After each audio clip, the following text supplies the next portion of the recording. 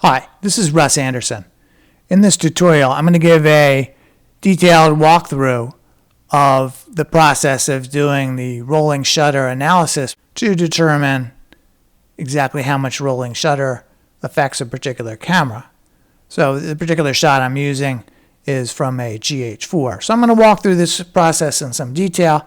There's a separate tutorial that talks about rolling shutter more and looks at the different values you get and so on. This is just to show the actual tracking of the thing and cleanup and so on, and some more detail for folks. So first let's talk about shooting. And you see that I've got the camera on a tripod and I run first in one direction and then back in the other. The key point is that we do have the camera both speeding up and slowing down. We've got all the objects, pretty much all the trackable features are in the distance, and that's to minimize the effect of any offset to our nodal point. Normally, to do a perfect tripod shot, you want the nodal point of the camera's lens to be located exactly at the point that you're rotating on the tripod. It's not generally going to happen. The way that you minimize the effect of any offset like that is to keep everything in the distance to the extent possible, as we've done here. And notice that we're shooting where we've got a whole bunch of detail all the way to the edges of the frame. So we do want to have features all the way around in order to produce unbiased data and help this process work as well as possible. You see at the one end of the shot there's a little area with nothing, but pretty much we've got the whole frame filled up with things that are moving nicely back and forth. So I'll point out that the rolling shutter analysis process can work with any kind of shot. It doesn't have to be a shot like this, but in order to produce the best possible accuracy, which what we're trying to get, this is the way to go. And another point to get this, we've got a fairly long focal length on the lens, which makes it easier to get this kind of shot that's all filled up, and it also minimizes the amount of distortion in the lens as well. That is something that we want to minimize to avoid mucking up the effect of the rolling shutter. And also we're going to keep the shutter time reasonably short to minimize blur during the more rapidly moving sections of the shot. So here I think this is 1/640th of a second. So it's reasonably short.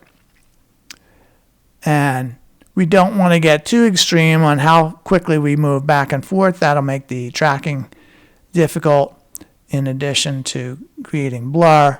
And we're really just interested in being able to track it as easily as possible.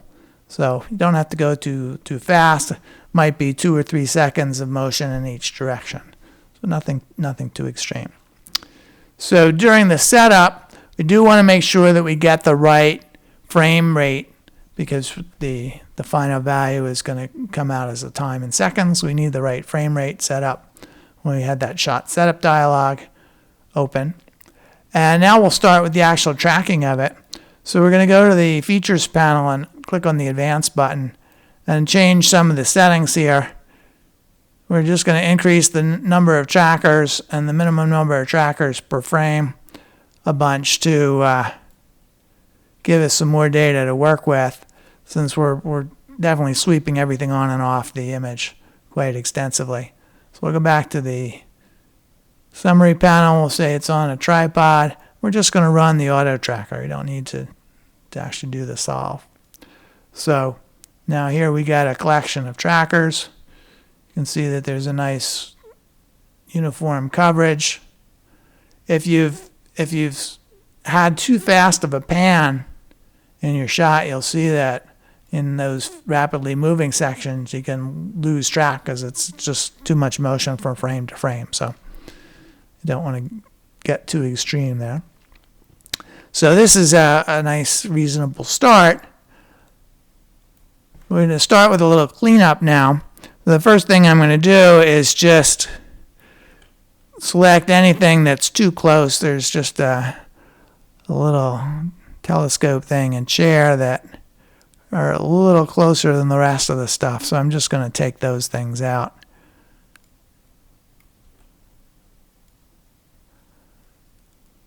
Because we just want as much of a nice tripod shot as possible, because that is the kind of solve that we're going to do. And then next step, we're going to go and do actual detailed tracker cleanup. And we're going to do that with camera and graphs view. And I'm going to go and select all the trackers and turn off the background. Now you see, because it's this nice, super clean shot, everything is really following along the same curves there, as long as everything's going well. And all these other little things are things where there are problems. So we just want to go through and clean those up, again, in the interest of getting the best possible final result. So I'm going to start out with the glitch fixing tool, and where we see these double-sided things like that, that's just a single frame that's bad. So I'm holding down Control, which puts it into isolate mode. I'm going to click on the leading edge of that. And now in this case, you see it's actually several frames in a row, so it's a more serious sort of thing. So let's go. We'll take that tracker, and we'll just truncate it at that point.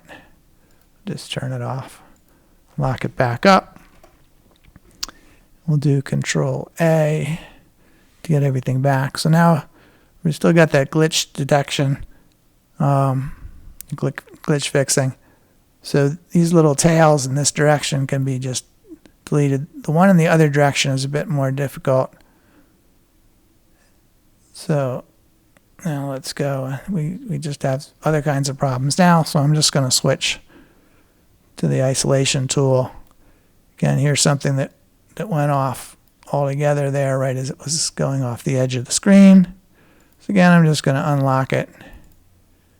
I can actually do that one more frame.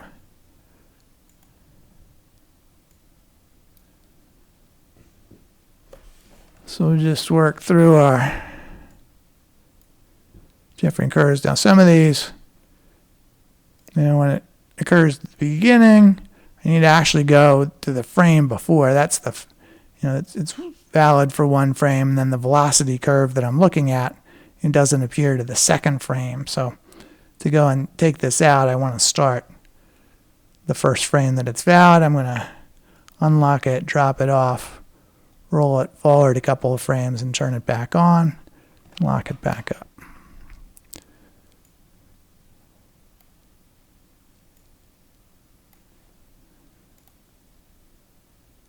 So you can see this is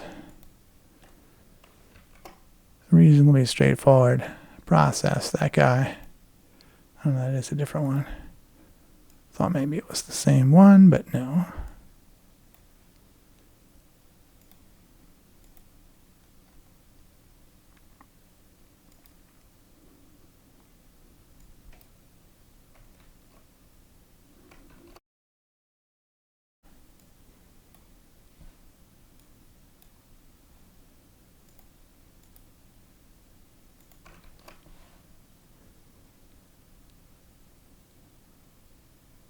So there may be a few minor little things in there still, but basically we've got it cleaned up pretty well.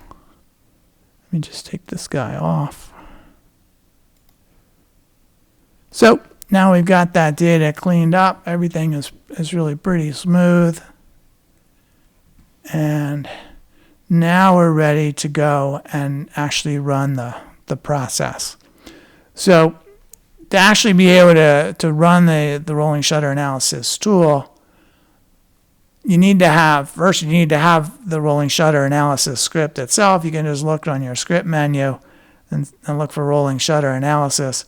If you don't have that yet, you can go to the customer support area, the customer only area, and download. There's a little package of stuff there with that script and a slightly augmented version of the SciPy Python library and some directions.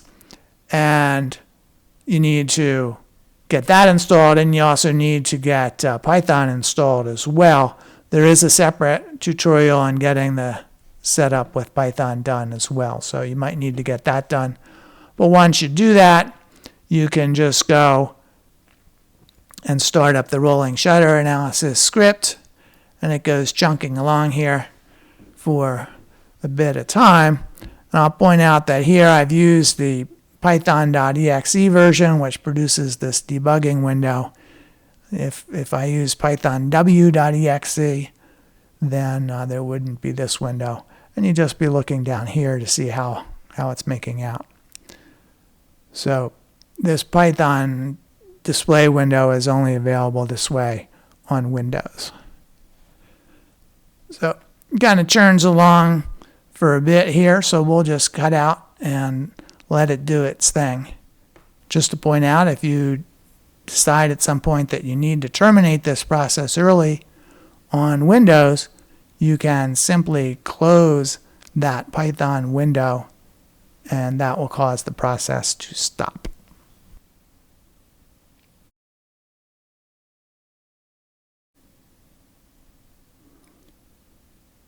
Okay, as you can see, we're coming down the home stretch here. Only got a few more to go. So we're running through, 66 different solves to find the best possible value. And now at the end, you'll see a little summary information in that little console window. And it goes and it does a resolve at that last best value. So this window's up for about 10 seconds at the end, and then it's going to close up all by itself. And now you've got the little information on a note that tells you what the optimal rolling shutter value is. And it was put out there on the shot setup panel. Here's the rolling shutter value enabled and sitting down here on the panel. So it's used for subsequent solves, and you can see that it's there as well. So once we've done that, we can just do a quick little tracker cleanup. And you'll notice there are still a couple of trackers that show up as being a problem that have higher errors than the rest. These are some, I guess, that are probably switched around between the different tree branches and maybe some of those spots in the grass. So the thing to do is, in fact, to go and kill these things off and now go and run the rolling shutter script again, because now you've got finally the ultimately clean data, and that'll change the value maybe a small amount, but you'll get the best possible value out of it. So just one other thing to point out, I'm not going to do that last solve here at this point in time, but just to point out, if you go and you look during the high rate of motion parts of the shot, you will see the difference between the 2D position and the 3D position. So, basically this guy here should be sitting over here if it was being compensated for the rolling shutter effect. But the camera view doesn't compensate on the fly for the rolling shutter effect. Only the solver does. But this is showing you, here's what's happening here in SynthEyes. But if you're rendering new images in Maya or whatever and compositing them back, they will be subject to these same errors as well. That unless your rendering package takes the rolling shutter problem into account also, that it will be, putting things at slightly the wrong spot. So that's why this is a problem, and that's true not just for pans, but it's true for any kind of motion in the shot. It'll be in different degrees, but this is a fair number of pixel difference that you see here. So even if it's a couple of pixels, that's still significant from a match moving standpoint. So again, whenever possible, if you can go with a camera that's got a global shutter, you're ahead. So thanks for watching.